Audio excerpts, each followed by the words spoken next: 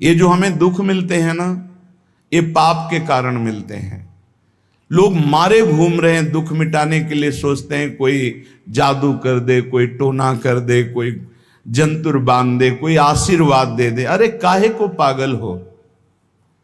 यदि तुम अच्छे आचरण करते हो, भगवान नाम जप करते हो, सद धर्म से चलते हो, तो तुम्हें किसी से आशीर्वाद मांगने की जरूरत नहीं। बात मान लीजिए, प्रार्थना मान लीजिए। दिखावे में लाखों लोग अपने जीवन को नष्ट करने के लिए तैयार हैं। ये माया का ही तो दिखावा है जिसमें जन्म के जन्म हमारे नष्ट होते जा रहे हैं। सत्य मार्ग को क्यों नहीं पकड़ते हो? किसी के आशीर्वाद की जरूरत नहीं आपको आनंद प्राप्ति के लिए। आप आनंद के बच्चा हो, आनंद स्वरूप हो। जिनसे आशीर्वाद मांगते हो उनके अंदर जो आत्म तत्व बैठा है वो तुम्हारे अंदर बैठा है। वही संपूर्ण आनंद लिए तुम्हारे अंदर बैठा है। तुम्हें किसी से गिगियाने की जरूरत नहीं। बस तुम अपने स्वरूप को नहीं पहचान पा रहे हो, अपनी शक्ति को जागृत नहीं कर पा रहे हो, इसलिए तुम दौड़े घूम रहे हो। भागने की जरूरत नहीं है। सत्संग सुनो, उसे अपने आचरण में उतारो। ये बात आप कागज में लिख लो, चाहे दिमाग में लिख लो। जब तक आपके आचरण शुद्ध नहीं होंगे, जब तक आप भजन नहीं करोगे, जब तक आप दूसरों को सुख नहीं दोगे, मन वचन कर्म से किसी को भी दुख नहीं पहुंचाना, तब तक आप भागे। और यहां से लेकर ब्रह्मलोक तक अगर आपको सुख मिल जाए तो बता देना। आ ब्रह्म भुवनान लोकान पुनरावर्तिनो, अर्जुन यहां सुख मिलने वाला है।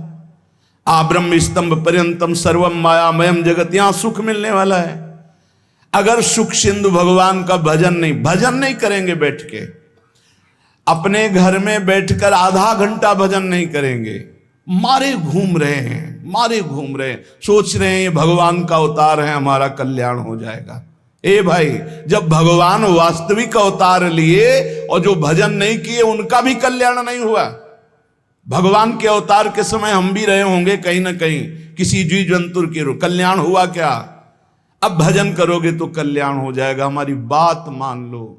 बार बार आपको कभी कड़वे शब्दों में, कभी मीठे शब्दों में बताते हैं, ए भाई, बचपन से भगवान के मार्ग में लगे हुए हैं, हमको अपना कर्म भोगना पड़ रहा है। जो शरीर रचना के समय रचा गया था वो सुखद या दुखद कर्म भोगना पड़ा। रामकृष्ण परमहंस जी के कैंसर था, भाई जी हनुमान प्रसाद पोद्दार जी के उदर में कैंसर था, बड़े बड़े महापुरुषों को भोगना पड़ा।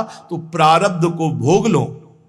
ये भोगने की सामर्थ्य नाम जप से आ जाएगी, और नाम जप करके जन्म मरण के चक्र से मुक्त हो जाओ। मान लो मेरी बात। क्या वृंदावन की परम पावन रज से बढ़कर त्रिभुवन में कोई रज है? इस रज में बैठकर तुम्हें आनंद नहीं मिल रहा तो कहां मिलेगा तुम्हें? क्या भगवान नाम से बढ़कर कोई अमोघ शक्ति है जो भगवान को अधीन कर सके? सुमिर पवन सुत पावन नामू, अपने बस करी राखे रामू। लेकिन समझ में नहीं आता। ये जीव सोचता है कोई तपस्वी, कोई सिद्ध से हमारे दुख दूर हो जाएं। नहीं, भगवान के वचन सुन लीजिए।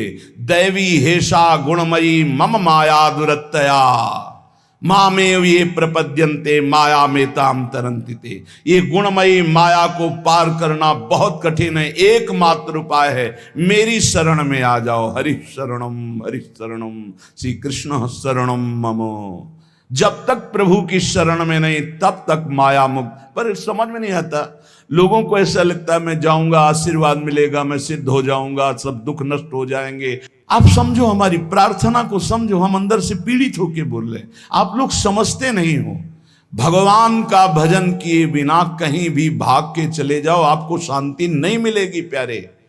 और घर में बैठकर यदि भजन करोगे तो घर तीर्थ हो जाएगा, घर में भगवान पधारेंगे, आप आनंदित हो जाओगे। संत संग का फल होता है भागना, मिट जाना।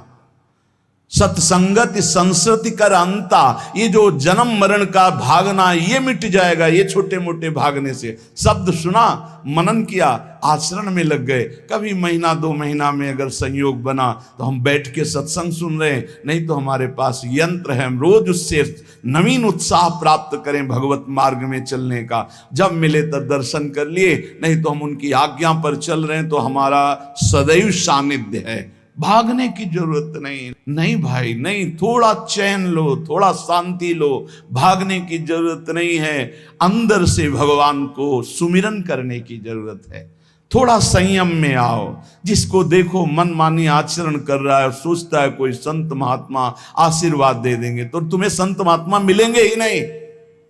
तुम करोगे पापाचरण तो संत महात्माओं का सानिध्य ही नहीं मिलेगा। पापवंत कर सहज स्वभाव, भजन मूर्ति भावन काऊ, जो पे दुष्ट हृदय सोई होई, मोरे सन्मुख आओ की सोई। अच्छे आचरण करो, घर बैठे महात्मा मिल जाएंगे, कोई आ जाएंगे ऐसे, तुम्हें कृतार्थ कर जाएंगे। कहीं तुम भेज दिए जाओगे जिनके वचन से तुम कृतार्थ हो जाओगे। हमारी प्रार्थना को मानिए, अपने इस अमूल्य मानव जीवन को कूड़ा करकट की तरह मत नष्ट कीजिए। श्रीपाद कह रहे, नेत्रे उत्पाटित सपदि स्त्री क्षणे लालसा चेत। यदि ये गंदी लालसाएं उत्पन्न हो रही हैं तो थोड़ा शासन में लाओ अपनी इंद्रियों को, छूट मत दो। बहुत जीवन व्यर्थ कर दिया इन इंद्रियों ने, अब सावधान हो जाओ। तुम स्वतंत्र सिंहवत जीवन व्यतीत करने के लिए मानव जीवन प्रकट किए भगवान ने तुम्हारा। तुम इंद्रियों के गुलाम होकर, मन के गुलाम होकर, भोगों के गुलाम होकर के जीने के लिए नहीं आए हो मनुष्य देह में। देवता तरसते हैं इस मानव देह के लिए। क्यों? क्योंकि साधन धाम मोक्ष कर द्वारा, इसे साधना करके हम जीवन मुक्त महापुरुष हो सकते हैं। लेकिन नहीं, बस कोई ऐसा कुछ कर दे जिससे हमारा पति बन जाए, कोई ऐसा कर दे कि हम स्वस्थों को भोग भोगें, कोई ऐसा कर दे सारी झंझटें मिट जाएं। अरे औरों की तो बात जाने दो, भगवान जिनके घर में अवतरित हुए आप वहां दृष्टि डालिए। इतने बड़े भजनानंदी महात्मा वसुदेव और देवकी कंस कारागार में बंद किए हुए भगवान पधार रहे हैं, हथकड़ी बेड़ियों से जकड़े हुए। आप विचार कीजिए, भगवान के सिवा तुम्हें कोई बंधन मुक्त नहीं कर सकता। और सब तरंगे हैं, भगवान भगवान है, हमारी बात को समझ लो। भगवान भगवान है, भगवान के भाव में डूब करके सब भगवत स्वरूप हैं। तरंग में वायु विकार है, वायु विकार हटा तो समुद्र ही है। पर इतना भेद है कि समुद्र करोड़ों अनंत तरंगे प्रकट कर सकता है, लेकिन एक तरंग समुद्र नहीं प्रकट कर सकती। ऐसे ही जितने महापुरुष हैं, जितने सिद्ध महापुरुष हुए, भक्त हो चाहे ज्ञानी हो चाहे योगी हो, वो माया विकार को नष्ट करके ब्रह्म रूप में लीन हो गए, तो ब्रह्म स्वरूप वो भी हो गए। ब्रह्मविद ब्रह्म ही भवति। लेकिन ब्रह्म तो ब्रह्म है, जिसने एक संकल्प मात्र से अनंत सृष्टि का सृजन कर दिया, उसकी समानता करने वाला त्रिभुवन में कोई नहीं है। तो उन्हीं भगवान की, चाहे निराकार मानो, साकार मानो, सगुण मानो, निर्गुण मानो, उन्हीं भगवान की शरण में जाने के लिए सब संत महात्मा, और जो भगवान की शरण से अलग करके अपने को भगवान माने, तो हमें लगता है फिर बचना चाहिए ऐसे भगवानों से, जो अपने वचन से, अपने आचरण से, अपनी हृदय की भावनाओं से जीवों के माया जनित आकर्षण को नष्ट करके श्री भगवान से प्रीति करावे। उसे संत कहते हैं, उसे ब्रह्मर्षि कहते हैं, उसे महात्मा कहते हैं, उसे भक्त कहते हैं। शास्त्र उठा के देख लो, ब्रह्म स्वरूप हो गए हैं। दूसरों ने अनुभव किया कि साक्षात ब्रह्म है, लेकिन वो जब बोले तो अपने को ब्रह्म नहीं बोले। गोस्वामी तुलसीदास जी साक्षात भगवान के स्वरूप हो चुके। वो क्या कह रहे हैं? जो मैं अपने अवगुण कहूं, बाढ़ई कथा पार नहीं लहूं, ताते मैं कछु अलप बखाने, थोड़े महू समुझे सयाने। कह रहे मैं अपने अवगुणों की यदि कथा कहूं तो ग्रंथ भर जाएगा। थोड़े बता दिए हैं कि मैं अवगुणी हूं, इसमें जो विवेकी जन है वो समझ पाएंगे मेरी बात को।